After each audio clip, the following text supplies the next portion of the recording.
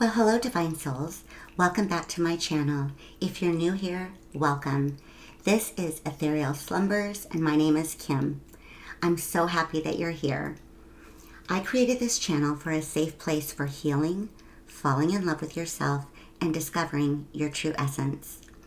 Today I'm going to go a little bit different. I did have a suggestion from one of the beautiful souls in the comment section on doing a reading on twin flame, the twin flame journey, and maybe some of my experiences that might be able to help you on your journey. So I'd like to start with the twin flame journey. I'm also going to bring in some karmic lessons as well, just if you don't know for sure if you're on a twin flame journey yet, if you're still deciphering the difference between that or a karmic. I hope that the insight that I give you today can help. Always use your intuition when you're listening to information about twin flames and karmics. There's so many different views out there, so always listen within your soul, within your intuition, and it will guide you. So I'm going to start by what I've learned on my journey, what has resonated with me and my intuition. So the twin flame journey, what I believe is there's something called an oversoul. It is this big soul that breaks into clusters, which then establishes your soul family. So you all resonate from this one oversoul. A cluster in that breaking down is going to be one that vibrates exactly as yours. It's the same frequency, which would be your twin flame.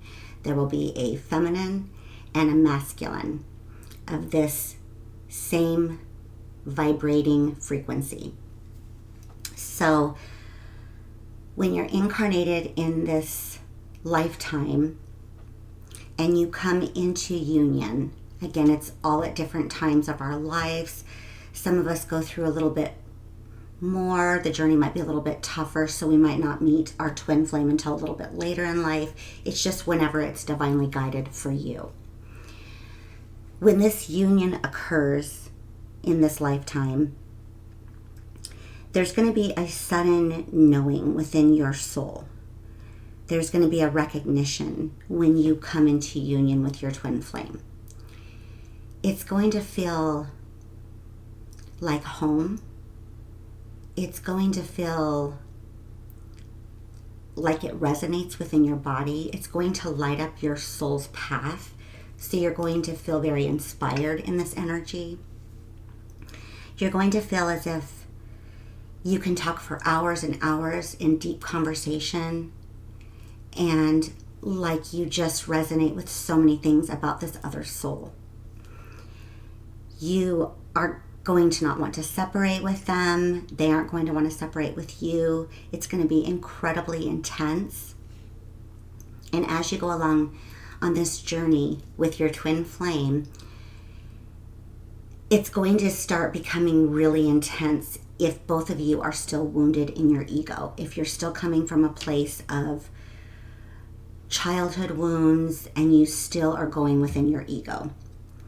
So it's going to get to a point where this union starts becoming really heavy.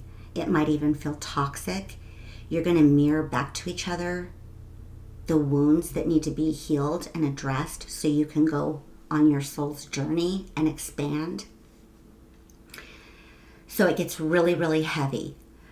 A lot of the times when it gets heavy, one of the twins is going to start pulling away, and it creates this runner-chaser mode. It's usually the masculine that will begin to start running, maybe pulling away, doing the hot and cold, and the feminine might start chasing. It can go either way, though. The feminine can start pulling away, and the masculine can start chasing. But it starts becoming so intense and so painful because you see your wounds right in front of you that you eventually have to come to a point where you have to separate. The separation can feel incredibly difficult, lonely. You're going to feel a lot of grief because you essentially separated from the other part of your soul. But this is where the real magic starts, because this is when you start looking at the wounds that were brought up by your twin through the mirroring. And it's your chance to start digging into those wounds, acknowledging them, seeing where they came from, addressing them, even transmuting them. And essentially getting to know yourself in a way that you've never known yourself before. You probably are going to feel guided to things like tarot and Reiki, just healing mechanisms that are not your typical therapy, because those you might have tried in the past and they don't work for you. So you are going to be drawn to something that you're not used to, that is going to start giving you some peace. And I know I was drawn to tarot and Reiki, and I did learn both of them because I resonated so much with them. So with the twin flame, when you're in separation, you still have this telepathy between the two of you, and you still have this energetic pull. So whatever your twin is going through, it's probably going to resonate somewhere within you as well. You're going to feel each other's ups and downs, because it's that connected. The reason that this journey happens is solely for our soul's growth and coming back to ourselves and learning to love ourselves, having our wounds come up so we can address them, transform them. And this can take a lot of time. It can take months, years, whatever each of your journeys are. So as you go through this healing journey and you ascend and you keep ascending, the other twin that might be a little bit behind you is going to feel this energetic pull. They are going to feel guided to do the same thing. If one of you is more triggered in the relationship, the other could be triggered in the separation.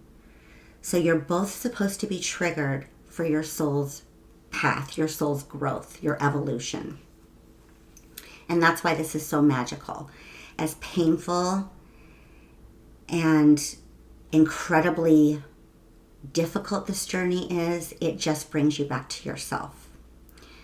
So the biggest thing is just to heal yourself, follow your intuition, follow what guides you to keep healing and to keep rising. Now, if you're looking at a karmic, what I believe is the difference, what resonates within myself, a karmic is going to also feel incredibly intense. It's going to feel serendipitous. It's going to be very passionate. And when you first meet them, they're going to resemble a twin flame. So a lot of the times people mix up the karmics and the twins, which is easily done, especially at the beginning. Now, what I find is different between the karmic and the twin. With the karmic, it's almost like your nervous system becomes unbalanced. And there's this anxiousness within you. So when you're in the presence of your karmic, there's always this anxiousness that you feel. It doesn't resonate like the twin will. The twin will be calming. You'll feel at home. The karmic, it's like you're going to always try to connect in some way, and it will be passionate. But as far as an emotional way, it's going to be like you're always trying to connect, but it just never goes there. And this relationship is also very impactful and can create major triggers within you as well. The karmic, it feels like is a runner chaser kind of right from the beginning. You have this magical little bit of time, and then you get triggered. And again, with the instability of your nervous system, you're also not going to feel guided on your path. You're almost going to shut down your creativity. So that's what I feel are the differences between the two. They're both incredibly magical in their own way, powerful, and healing, because they're both going to trigger you.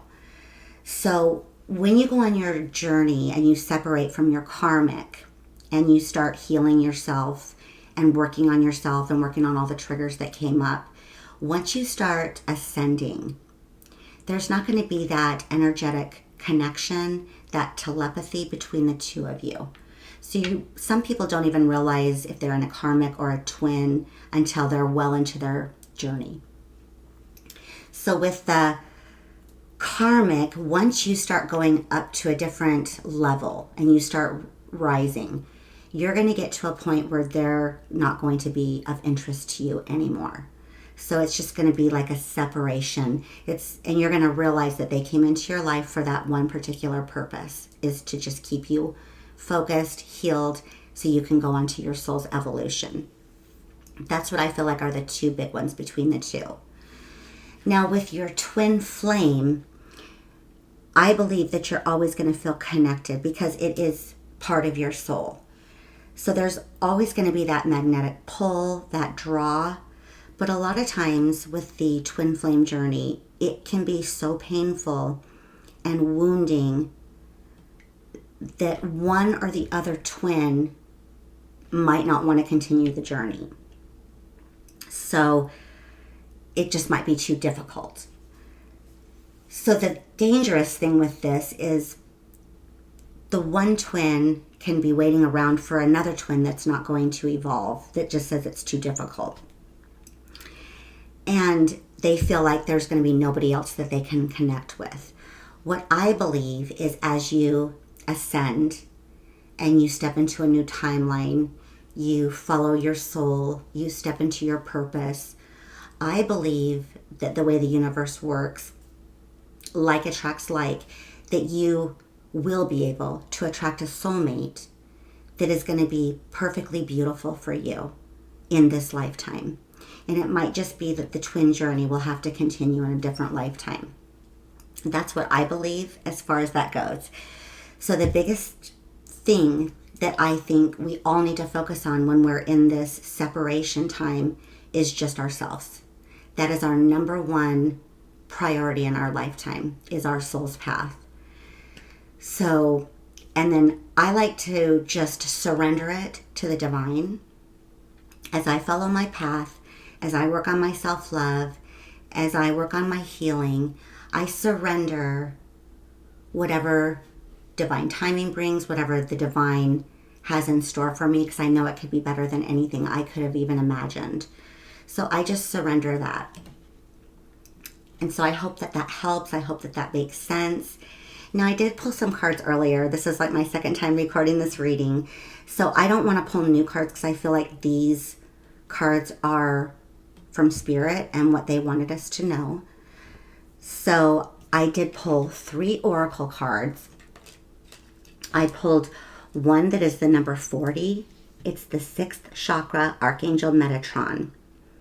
In this card, it shows a beautiful angel, his long blonde hair. He has this like indigo blue circle right in the middle of his 2 eyes, right in the middle of his forehead. So Spirit is wanting you to know that more information is coming to you as you're doing your healing journey. Your 3rd eye is opening, and you're going to keep getting more and more information from Spirit, from your intuition. This card is very blue, pink, and white. You're very protected by Spirit right now, by Archangel Metatron. And information is coming to you too. With the purple, again, I see connection. With the white, I see protection. With the blue, as you get information and your perspective keeps growing and changing, you are going to want to share what information you have learned on your journey. It's the number 40, which breaks down to a 4. The next card is transformation. Things are changing at a cellular level, deep healing. So what I'm getting from this card is that Spirit just wants you to stay in your healing phase. Know that everything is changing and vibrating higher as you heal. Stay in your power. Keep your focus on yourself. The sun is lit up behind her as she's sitting in her throne in this pink dress. Spirit has you. You're lit up. You're powerful. You're beautiful. Keep your focus on yourself. Spirit acknowledges that this journey is incredibly painful, difficult, and they're so proud of you for where you are right now in your transformation. So proud of you. The next card is also a number 4. It's higher power. And again, there's an angel on this card with wings, with a crown, and her third eye is lit up. So information, awareness is all within you, and more is coming. There's a little face on the solar plexus of this angel. So Spirit wants you to know they are all around you, within you. You are highly supported. Always listen to your higher power, which is Spirit, and they speak with you through your intuition, through your body. So if you're experiencing something, if something feels off in your body, listen to that, because whatever it is that you're doing is probably not for you. I pulled some tarot cards as well. I pulled the Death card, which is the number 13, which also breaks down to a 4, which is significant. The number 4, I believe, is like soul family. It's like coming together with soul family. I also believe that the number 44 and 444 is protection from the angels, from your higher power, from spirit guides. That's what I get from the number 4. So again, with the transformation card, it's clarified by the Death card, upright. So keep going on your journey as you're rebirthing yourself into your new life. Your transformation is happening, it's moving, and you're about to rebirth. So just close your eyes, trust, surrender to the process. Trust Spirit. With it clarified by the 6 of Cups upright, I get 2 things from this card. I get reassurance that you have soulmates out there that you are able to be happy with. If you have a twin that has decided with their free will that they don't want to go on this journey any longer, or they want to take a break from it, us as humans, we need touch, love, connection. So Spirit is wanting you to know that there are soul connections here that are for you and that are going to feel really good and beautiful. I also feel on this card too, keep protecting that inner child. As you've healed your inner child within this journey, which is probably one of the biggest things we can do in our separation from our twin and our karmic, keep that little child protected, loved, cared for. Every morning I tell myself in the mirror, I tell my inner child, I've got you. I will make sure that you're safe. I will make good decisions for you so you don't have to worry. And just allow that little child to play and to come out. And with the Fool card, I'm getting Spirit wants you to surrender to this journey. Keep following your soul's path, your soul's desire, listening to your intuition. And let Spirit take over, help you, guide you. Just surrender to that. Whatever is in our future, we don't need to worry about that. We just need to worry about our present moment, surrender it, focus on our soul's path, our self-love. Beautiful. In the next set of cards that I pulled from a different deck, the Muse Tarot, the card that popped out was the Ace of Materials, Ace of Pentacles, which is telling me that Spirit is assuring you that you have a new beginning coming. It's going to be abundant, peaceful, beautiful. There's a woman on here with her eyes closed, her head turned. She has flowers all over her. She's surrounded with nature, abundance, beauty, and she looks at peace. Everything that is meant for you is coming to you. It's here for you. With the Four of Pentacles clarifying this in reverse, Spirit is showing me that you will not have to keep your energy just to yourself. You will have people that you can share your energy with, your healing with, your love with, that you will feel safe doing that with. And you'll be able to open yourself up and fully be you. You won't have to hold your energy in anymore. You're going to feel safe and comforted with what's coming your way.